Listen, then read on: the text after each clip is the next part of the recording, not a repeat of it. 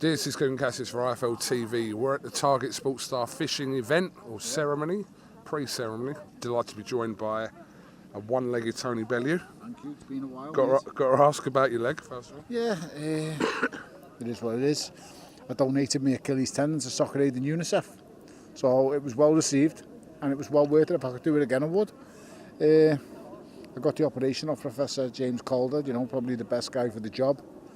At the 40th clinic, which I'm very grateful and thankful for. Thank you to Soccer Aid for sorting that out. And then guess what, I ruptured again a week after the operation, so just goes from bad to worse, doesn't it? But I'm cracking on, mate, who cares? No one really cares, so just crack on with it. Well, you're still turning up to things, but how long before? I've rejected about... I know you actually have. 5 appearances on 3 different shows. A League of Their Own twice, because I couldn't do it, because I wasn't going on with a boot. I was supposed to go to Turkey to support Jazza Dickens. They put in 2 requests twice and I couldn't go, so there was 2 and then another 2 shows. So yeah, it is what it is, mate. As you know, me slogan and me phrase, if they're paying, I'm playing. But I don't want to turn up like a... I'm trying to think of the right word without offending people. Seriously handicapped position that I'm in at the moment. I mean, can you say handicapped? I mean, if this is not worthy of a blue badge, I don't know what is. You are handicapped at the moment. I don't think there's anything wrong in saying that. Yeah, it's a crazy big... What are you going to do with this? Can we auction this on IFL when you're done with it? For a good charity? Is that... Well, proceeds go to UNICEF. Okay. But to be fair, my brother-in-law is going to have an operation to get his Achilles done. So I'm going to give it to him, and after he's used it, then yes, we can do it, definitely. Well, just give me something else that you've got. I don't have much, mate. I'm absolutely skint on my arse at the moment. I'll ask her for a bottle, though. I'm sure she'll be able to help me out. Okay, so you are in a fishing team. How well did you do last year? I was on the team last year. What? I'm not a fisherman. The closest I get to being a fisherman is swimming in the sea. You do all right, though, didn't you, last year? I caught a few, but I'm dreadful. You know what I mean? The only thing I'm really good at is punching people in the face. And that's it, really. Have you ever fished outside of this environment? No. Oh, sorry, yes, with Ali Hamidi, my friend, that I helped Ali out once. So I have done it with Ali, and that was the first time I'd ever fished before. But yeah, and Ali Hamidi's a great fella. He was a good laugh as well. So yeah, that's the only time I've done it, mate. Oh, sorry, and for Jess. So I'm here for Jess Harding and the amazing, you know, charities that he does and everything that he does for the sport. So yeah, I'm here for them. You just strike me as someone that anything you did, you'd be like decent at. No, mate, that's very far from the truth. I'm not very good at most. I can play a bit of football on my day.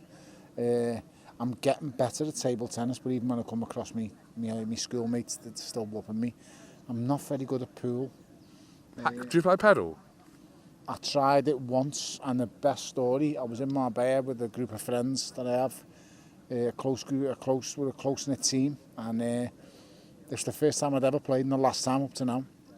And I asked a simple question. We were in about 4 or 5 games in, and something just struck me out of the blue. And I said, can you actually hit the ball as hard as you want at the person on the other side?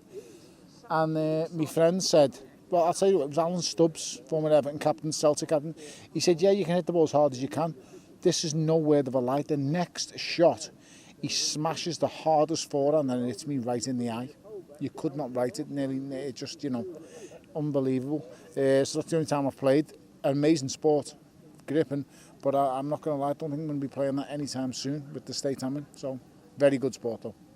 Bit of a random one. Are you friends with Alan Stubbs, yeah? Yeah, good friend of mine, mate.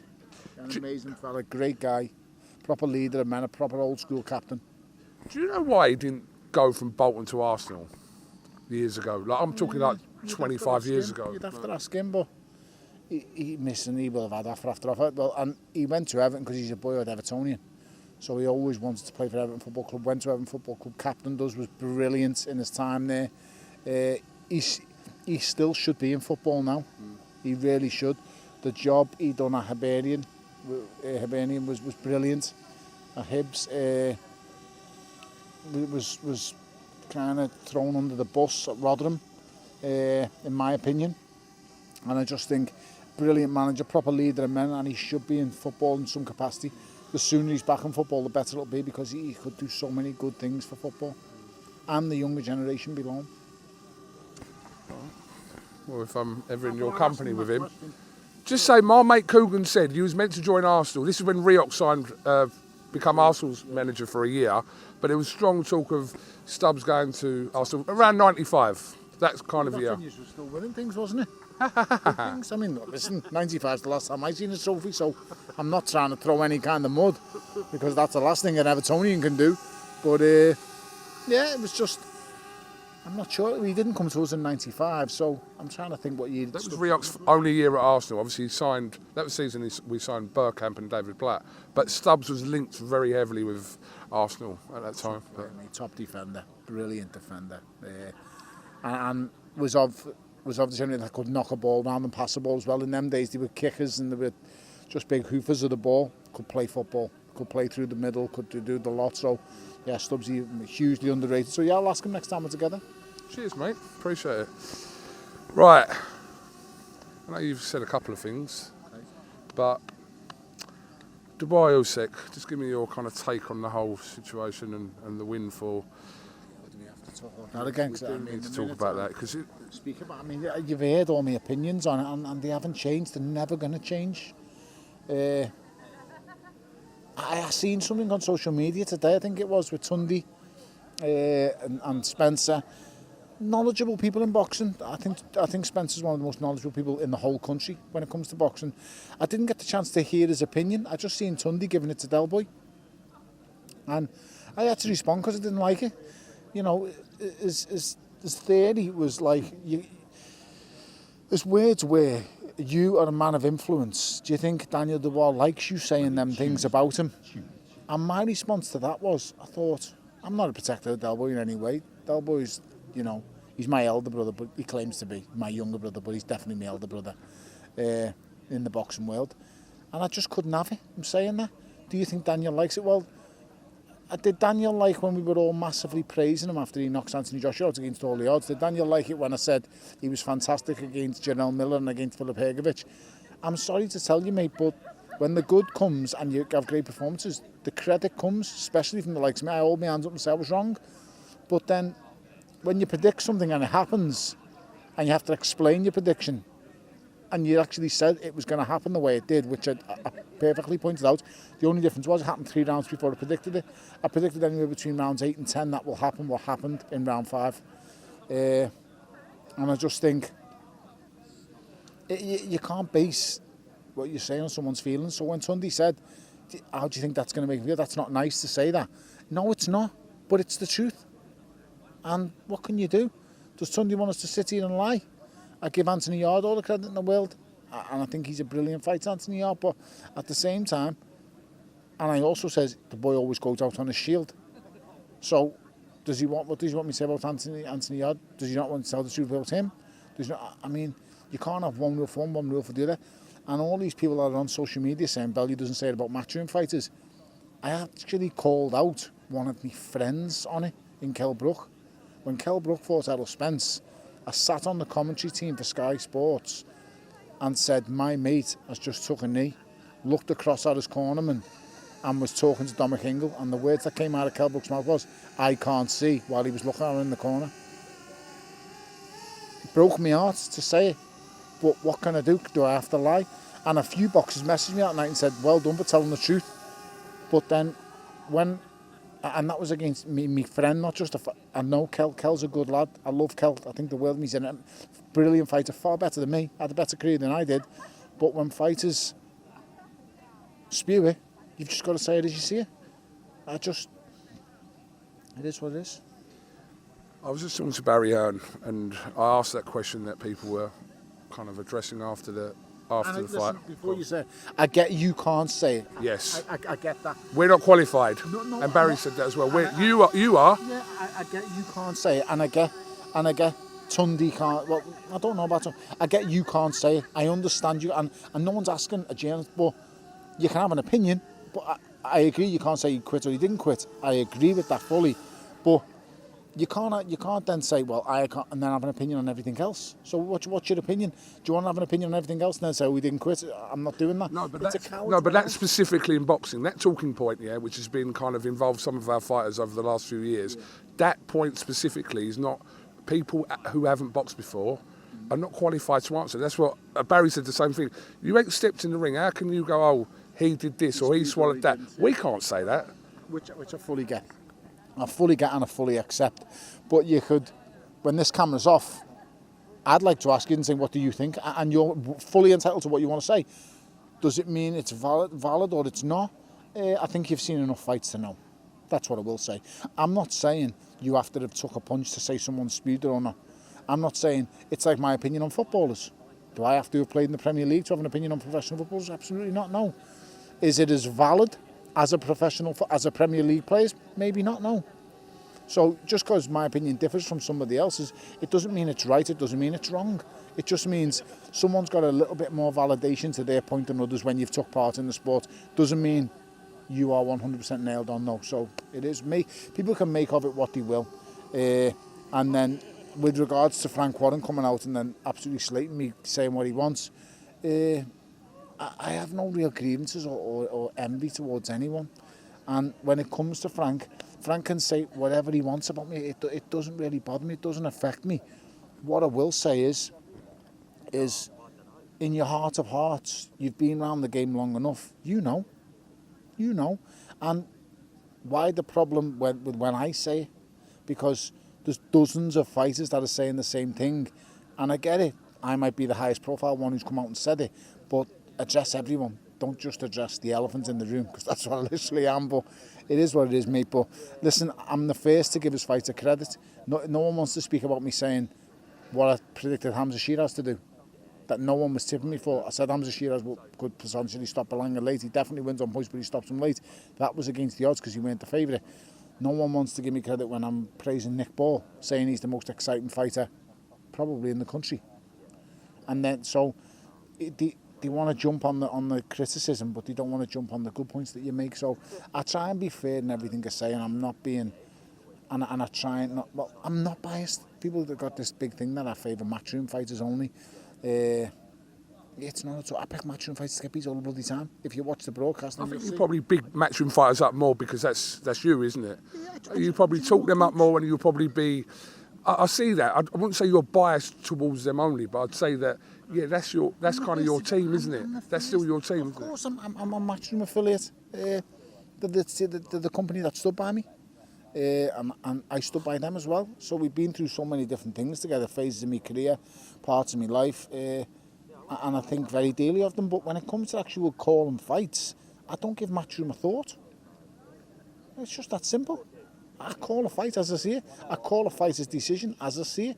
I don't care if you're wearing a matchroom t-shirt, a Queensbury t-shirt, a Golden Boy t-shirt, a Sauerland t-shirt. I don't really care. I just call a fight as I see it, and that's the way all analysts, and that's the way all people should be. What I don't like and what really pisses me off is when journalists and analysts want to kiss an ass of a promoter to stay in the thing. So Harlem Eubank accused me of, what did he say? You stay along to get along? Or something. He used some quote. Someone sent me, I don't even really watch social media that much, but someone sent me.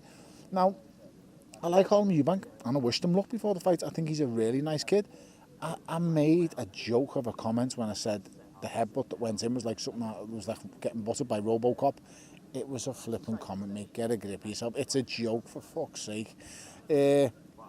I thought he'd done really well in parts in that fight. Really well, but really, really negative. And people didn't take into context that I said I thought Jack Cattrall isn't doing enough with the ability that he's got.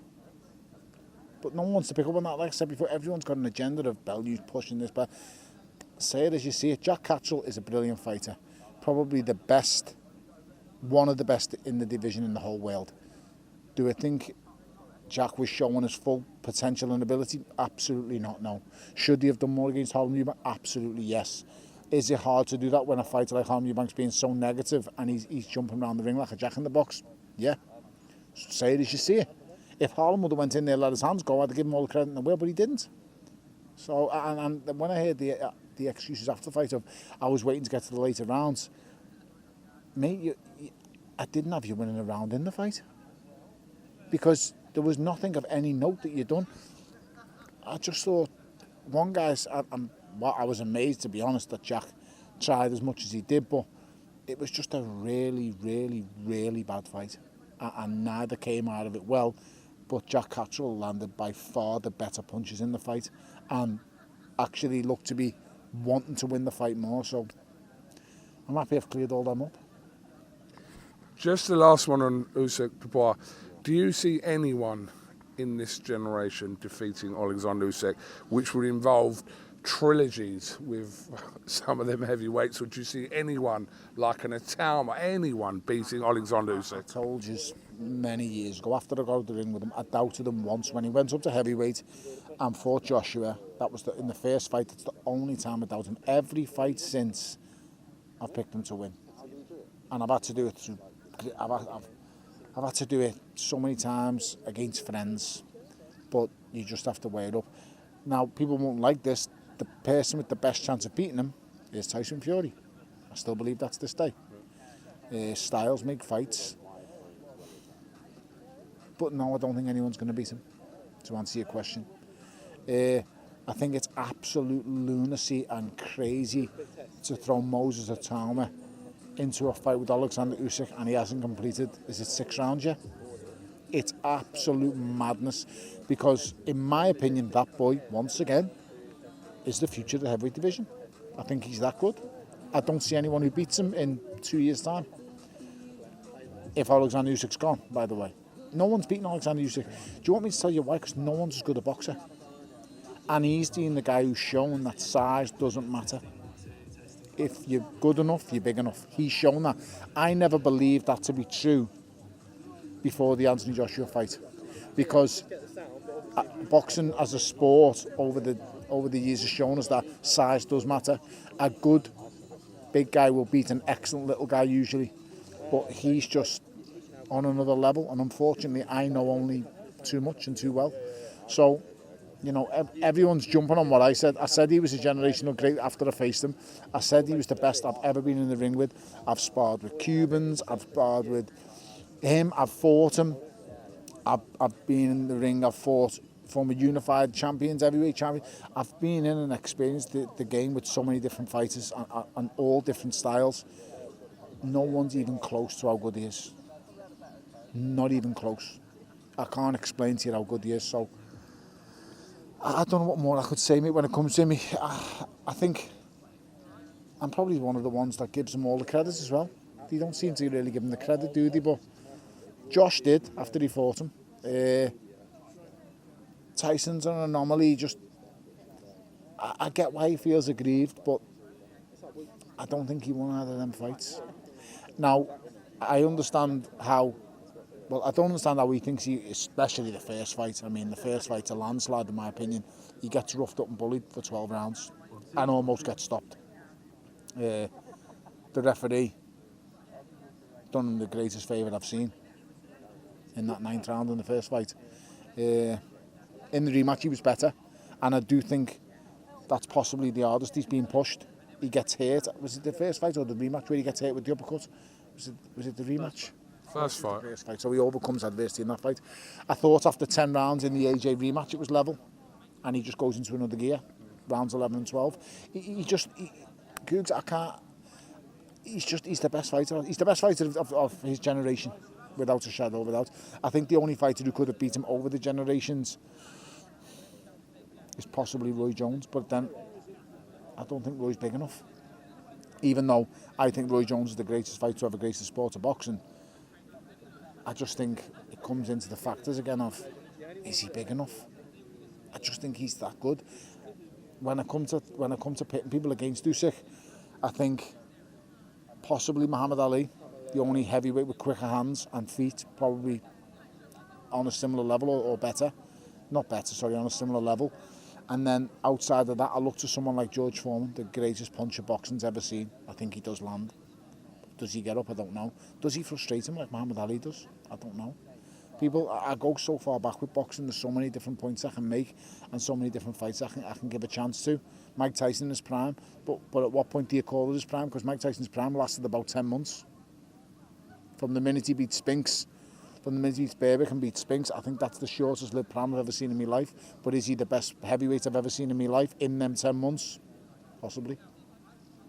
After your fight, if someone had said to you that this guy is going to not only beat Joshua twice, Fury twice, Dubois twice, become undisputed at heavyweight in that short space of time, what would you have said, do you think? It wouldn't have shocked me. I told everyone who listened. And then the worst part is fans online saying, why are you saying, well, because it looks better for you? No, fucking doesn't. He still kicked the shit out of me. Doesn't make me look any better. Fucking hell. And then I see people going, oh, you done great against him, you know, you were ahead after 7 rounds. Yeah, but guess what? I was half asleep after round 8. Like, I don't remember anything after round 7. I was that exhausted, but... And when we want to touch on that context, watch the fight back. Watch the stoppage back. I'm up at the count of 7. I'm on my feet at 8. Thank whoever was looking down on me that the referee stopped it. But let me tell you, I go to move the referee out the way to carry on fighting. My first response is I climbed up the ropes to get on my feet, and I'm looking to have a fight. The same happened when Donna Stevenson hit me so hard. I was a kip on my feet, but I want to carry on fighting. A bit harder. Oh no, Alexander Usyk isn't a big one-punch hitter. It's where he takes you to. Stevenson hit me. Don't get me wrong. I've shot to bits at light heavyweight. I couldn't make weight properly. I've had 2 genuine losses in my career, both to Ring Magazine champions, Donna Stevenson and Alexander Usyk. Do I think that was count one of them Chilembers a loss, surely, isn't you? Yeah, I don't know. Do I think that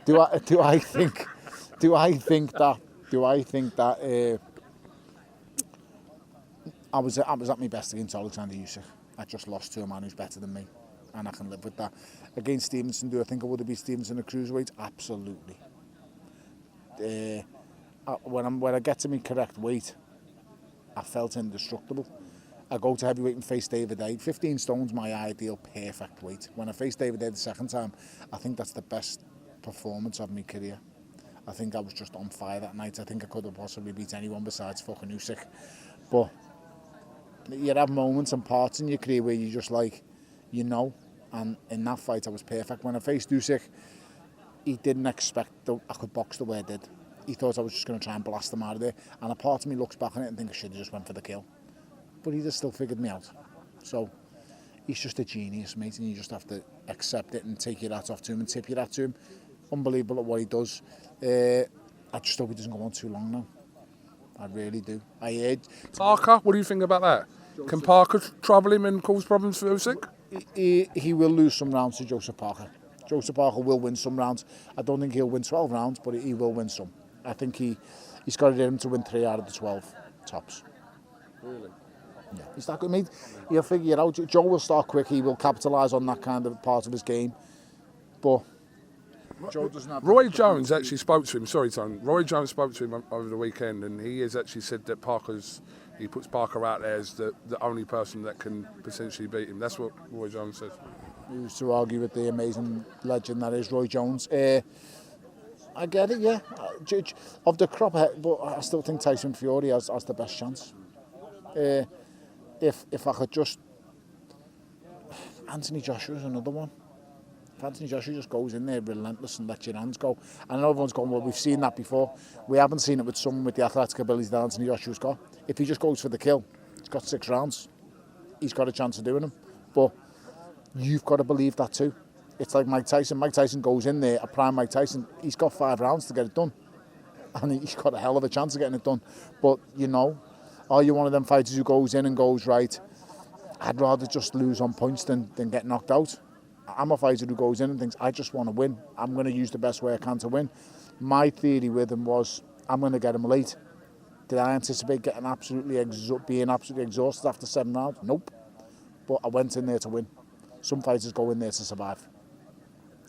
And Joseph Parker's got a chance against anyone. No one could ever write Joseph Parker off with the career that he's had, especially the way he's bounced these 3 bogeymen. I mean, he beat the greatest sparring partner the world's ever seen in Martin Bacoli on 2 days' notice. He beat Deontay Wilder and he beat he beat Deontay Wilder and he beat Zhilei Zhang. All against the odds, all while he was wrote off. And Zhang is probably the one fighter no one's touching. After he broke Joe Joyce, it's just, you know, no one wants to touch Zhang, and Parker did. So no one deserves the shot more, but I don't know if it appeals to Usyk. That's the biggest thing for me. I think he's got nothing left to prove. I genuinely believe he's really got no one left to beat.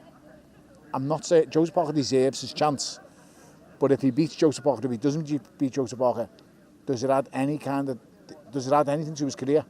Does it add wins over the people he's already had? Yeah. If Alexander Usyk retires today and goes, I'm done, there's nothing that appeals to me. No one's going to go, you didn't beat Joseph Parker, you know. That's just the way it is. Parker could probably say that, you didn't fight me, but apart from that, yes, I get that, yeah. And then with Moses Atama, you're going to be like, I want to face him, but mate, you haven't gone past 6 rounds yet. And I am a massive fan of Atama. He's Do exceptional. you expect him to beat Dillian White, or how do you see that's going? I think it's over inside 4 rounds. I don't know why I think that, because Dillian hasn't showed... Well, he has shown those signs. The Tete fight was not very good. Can't judge it off the Tete fight, though. I know, you say that, but a man's only as good as his last fight, Cougs. And you've got to judge them on that. So I can't... What do you want me to do, start judging him on the Del Boy fights? When amazing fights, you want me to judge him on the Joseph Parker win? No, but we know what that Tete fight was. We know what that Tete fight. I'm just could base it off that. I'm not saying that's your opinion about 4 rounds, but I'm It's not saying my opinion, because I think Dillian White's a really good fighter, and I think he was a force to be reckoned with in the heavyweight division. But I think once again, every fighter has a window. I think his window's passed, which I'm sorry for, because it's a shame, because he's beat some really good fighters, and he's been in some really hard scraps, and I think he's showing that he's worse for wear for them scraps now. Right, I'm going to give you 2 quotes. Who said these quotes over the last week? This is a new one. I'm going to bet £1 million that Jake Paul will knock out Anthony Joshua. Who said that? We know who said that. Who said it? Probably my fucking son. Who said that? We know who said it. Right. Stop acting soft. We know who said it, the big fella. Right, I've got another quote. Anthony Joshua could knock out Jake Paul with his dick. Who said that? You're the big fella's father. No, I do see some things now and again. Bellew watches IFL. Bellew still watches IFL. You just see some crazy shit comes up on the phone now and again. I mean, and if I'm off social media for long enough, which would be great, some idiot still sends me and goes, "Can you believe what's been said?" And I'm like, "Do I have to click on this now?" What do you think about Jake Paul and Anthony Joshua, which is a possibility to happen? Stop it now. It is a possibility to happen. Stop, because you'll probably be working on the broadcast. Stop it. Just it. It's a possibility to happen. Oh, yeah, it's a possibility that it's a possibility an alien might just land on this fucking grass now. It's a possibility. Listen, I'm not saying the outcome of the fight, but there's a possibility that this fight could happen, You isn't just it? said the word fight. In the same sentence, said Jake Paul and Anthony Joshua. This is a guy who was on the Disney Channel, made his name big from the Disney Channel. And I haven't really slated this guy, because I think he's doing, some of the things he's doing for boxing is brilliant. This job he's doing with the women is fantastic. I went into a gym the week before he fights Tommy Fury, and there was 200 kids in the gym on a Tuesday night. Kids, he's a big part of that. I give him all the credit in the world. But in the same sentence, he's fought one live boxer in his career, and he lost. What would you say if I put Tommy Fury in with Anthony Joshua, the man who beat him? What would you say, Cougs, to that? What would you say? Yeah, I get your point. Okay. I'm just asking, what would you say? I get your point in what you're saying, but you're kind of, I don't know if you're disputing that the fight will happen, or you're disputing you don't agree with the fight should be happening. It shouldn't even be Money talks, as they say. Money talks and bullshit walks. We all know that phrase. We've all seen it, but this is another level. This is a really dangerous... He ain't fighting a granddad. He isn't fighting a grandfather. It's absolute lunacy. It's insane. It's dangerously insane. Is right. And I never thought I'd say that in my lifetime, but because he says some crazy shit. But he probably could knock him out with his bell end. So, listen, it's just, I mean, I don't really want to, God help him, but, you know, it's I don't know the world we live in. I just fight a live boxer. Just fight a live fighter, not a faded UFC fighter, just fight a live fighter. Do you know what? I think Darren Till could beat him. And Darren's an ex-MMA fighter. Darren's actually coming on all right. I watched him sparring the other day in the gym. He's getting better. He's really getting better. But can you... Right, so you're saying fight a live fighter. So he goes to the extreme end of that with someone like Anthony Joshua. So how can you knock that, really? It's not realistic. What, realistic for what? To happen or for him to... And everybody knows it's not realistic at all. What to happen? It's a joke. You know it's going to happen, didn't you, at some point in the next... It's a joke. It's just a big joke. The only thing it's missing is Jeremy Beadle to walk out and present it. Rest in peace, Jeremy Beadle. That's all it's waiting for. Or Paul, I think he's gone as well. Yeah, I just think it's madness. It's frighteningly mad. It's scary how dangerous it is, but I don't know. I got asked this the other day on The Zone, and it'll come out soon. Anthony Joshua and Jake Paul is the biggest fight to make in boxing. I said, no, it's not. Do you want to know a bigger fight to make? Canelo and Anthony Joshua. It is. It is. It is. Okay. He's talking about two of the faces of boxing. Stick them in the ring together. Makes no other sense, but just, yeah. I'm just saying, I mean, Canelo's gone through that many weight divisions. You might as well just try one with the heavyweights as well, why not? I mean... Let Joshua drop down to cruiser or bridge, yeah. I don't think that's happening anytime soon, the size of him. But I just want to see Josh back in the ring. Boxing misses him. I hope he's learned an awful lot from that Dubois fight, because I still can't believe he lost that fight. But listen to heavyweight boxing, one punch changed it, and the punch landed so early in the fight, he never recovered from it, did he? But he was on the verge of striking it lucky himself in that round that he gets done in. I just feel started too slow, took by surprise, and that's very, very sad. But this is boxing, to which I give Daniel Dubois all the credit in the world. I thought he'd done a great job. I feel, do you know, just addressing that, the gathering situation with them, I don't know how I feel for that lad. Because that gathering was quite clearly to say absolutely nothing to do with him. Just nothing to do with him. I feel for the lad. I gave his promoter all the credit in the world for getting him home advantage for that fight. That's the one thing about Frank Warren that he does well. When he believes in his fighter, he'll get him home advantage, and it costs him as well. I'm sure he lost his Bentley as well that night. That's what he promised Usyk. So he does everything he can to get his fighter home advantage. You've got to give him credit for that. He backs his own. He must have been absolutely furious. Someone turning up an hour and a half before the biggest fight of his life. And then Don Charles is thrown completely under the bus, stuck on TalkSport and asked to explain. Can anyone speak to Daniel's actual dad? Because he's the boss of that camp. He's the boss. He is the boss of the whole camp. Has anyone spoke to him? Because is he his manager as well? I don't know, but no, that's Riz. Is it Riz Khan? Yeah, Riz Khan. Riz Khan, who was on the table at the press conference. Sorry. Daniel's. He was on the top table at the press conference. Yeah, he's Daniel's manager, we believe. He's addressed this get together, because I can imagine his promoter must have been absolutely furious. But I feel they said they had the same gathering pre-Joshua. So if that is the case, and that whatever that system was, I don't know that. I'm just saying that it's lunacy.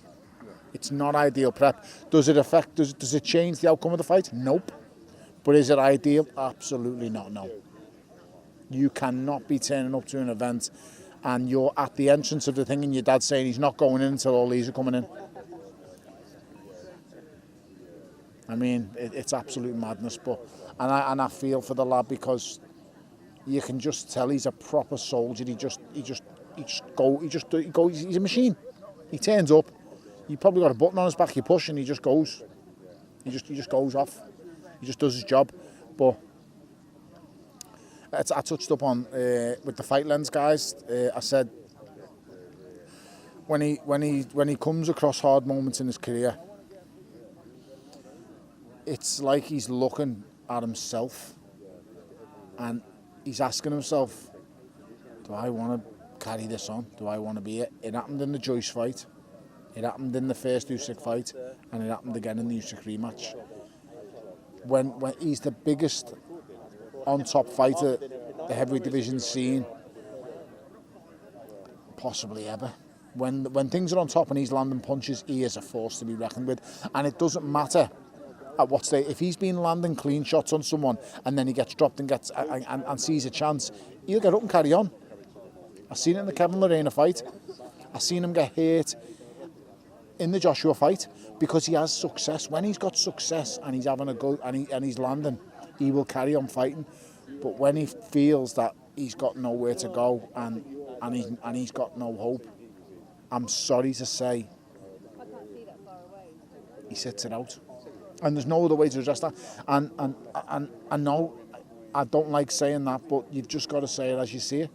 Does it mean it's the end of his career? Nope. Because no one's really as good as the guy he's just done it to. Does it mean that his career's over? Absolutely not, no. Because you've got to be really good to take it away from him. But there's a quite clear blueprint on how to beat him. Take his confidence away for 3 or 4 rounds. I believe Joseph Parker would have done it. And I believed he knew he would have done it. So we'll see as time goes on. Tony Bellew, That's a long time. But to be fair, it's the first one we've done like this for well over 12 months. I'm going to just stop bugging you after fights now. I think kind of like... I can't promise it. Much appreciated. No, you just said you would. No, but you just said you would. I'll accept your first answer. How about that? How about I accept your first no? No, you've just said you... Because if I don't do that, I'm not doing my job. Of course you're doing your job. I mean, there's that many sponsors on that fucking microphone. You're obviously doing your job very well as well. Do you want some meat? What's that? Do you want some meat? The village, but cheers. Do you want some meat? Some meat? Yeah. Do I look? I'm fucking fat. Fucking enough. I'm being serious. They're like the best butchers in the whole of Essex. Yeah. Yeah, I'll have a go with that. Yeah? I'll get you something sent over. I'll have a little look. Surprise guy. I love playing poker, to be fair. It's a cracking game. Send me a bit nuts, like, and if someone really took my life away, me living away with me chips, I would resort to violence. There's no point in lying. But yeah, there's a lot. Well done. Much appreciate your time. I do hope you have a speedier recovery and... What can you do, mate? Shit, it's the phantoms. It is what it is. You just got to crack on, mate. Keep going, and Peg Leg will be back. You know what I mean? It is what it is. Just got to watch the Blues now start the season. Our beautiful new stadium, up the fucking toffees. You know, things are going well. I see your team have signed a couple of players. Well done. Jokeres, do you rate him? I'd be lying if I said like I've been watching him since he was 17, but I haven't. You know what I mean? So I don't really know that much. He's done a job at Sporting. But I think it's one thing scoring goals at that level, it's another thing scoring them in the Premier League. But has he shown he's got ability? Absolutely. Has he shown he can do it? We'll see. I mean, how many Champions League goals has he got? A half full of bag for? I don't know, but obviously he had like... I think he's got 8. 8 in the Champions League, but it's like his overall record was, I think it outweighed his games. 97 in 103. 97 in 103. And that was also a hat-trick against Man City as well, so you can't say it was just... Here's another one for you. Would you want a Jokeres or Usyk? Oh, I can't answer this on camera, can I? No, because he's our boy, he's our new number 14, so I'm going to back our new number 14. What? Like that all the time? No, if you just signed a player, I wouldn't say would you rather that player over that player. Obviously you'd prefer Usyk because that's why you're not answering it. Absolutely not. Come on, Victor. Come on, Victor. Who else have you signed? Zubimendi, Madueke from Chelsea. Yeah, that's a strange one. Bit of a strange one, but I'm backing him and all. It's a real strange one. I think. Norgard from Brentford. Why wouldn't you just go for Usyk? I think he's cheap. He's a player. You know, players very rarely want to leave London. So when players are in London, you know, Arsenal's one of the dream moves, Chelsea's another dream move.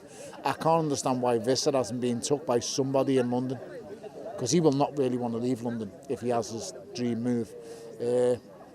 I don't know. That's about it, really. But just keep watching the Blue Boys. We're coming on. We're gonna be all right. Best of luck to you and your team for the forthcoming season. Tony Bellew, much appreciate your time, and like I said, speedy recovery. You got anything else you want to say? I don't know. Don't really know, really. Social media is an absolute load of shite. It's the biggest cesspit I've ever seen. People who are on social media, stop giving abuse to athletes and people. Why do you do it? I mean, just wish people well. I mean, just what's the big problem? I mean, we all contradict ourselves at some point in life. Everybody does it. But if your morals are upheld and you're a good person deep down, show it. You fucking strange people, show it. Because that's all I can say. There's some good ones out there as well. Yeah, very few. 1 in 10 on social media. I mean, if you asked them, if they were all verified, you'd probably find 8 out of 10 would be all very good.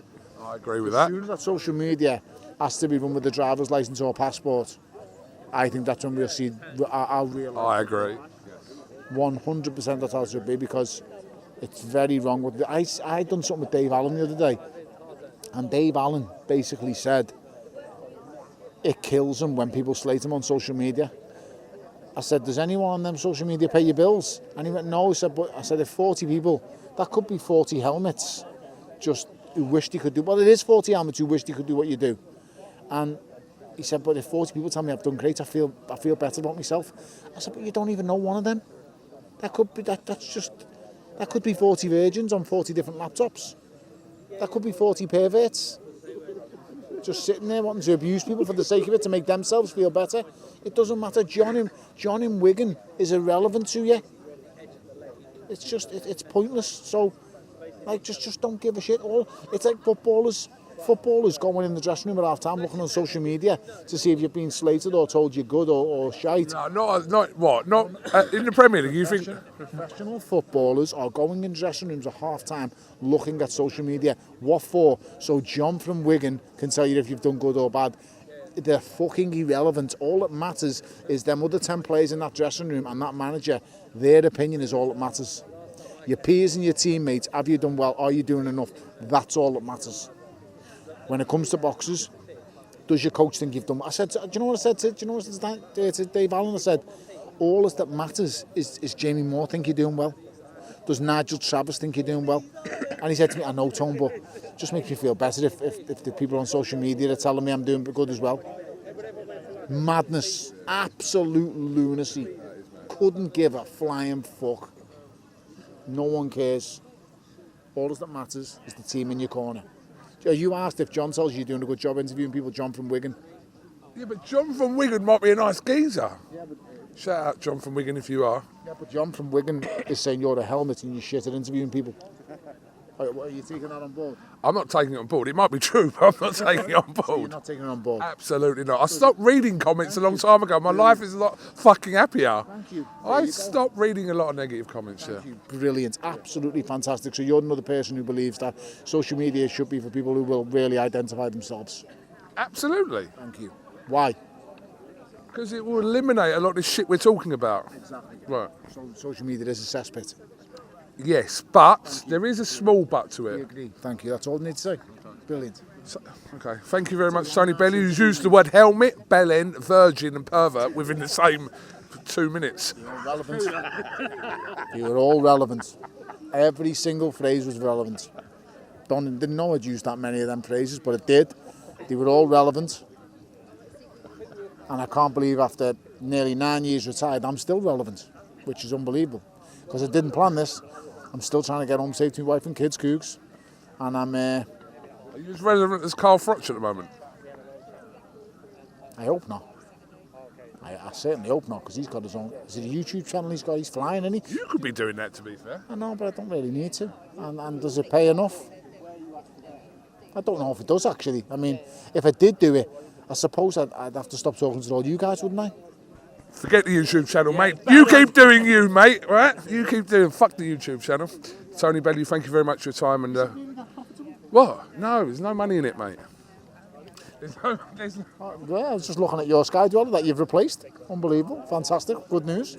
Okay, yeah, it mustn't be paying when you're bouncing around in Dior trainers and Gucci t-shirts and I'm skint. I'm going around in Sports Direct, Air Jordan stuff. I've got a boot on and a pair of black Yeezys and a black watch. So yeah, and a rubber ring because I had to sell my wedding ring. At times it's that tough. So yeah, I've just got this wedding ring on. So yeah, I'll have to ask the wife for a bottle again. Thanks for watching me, guys.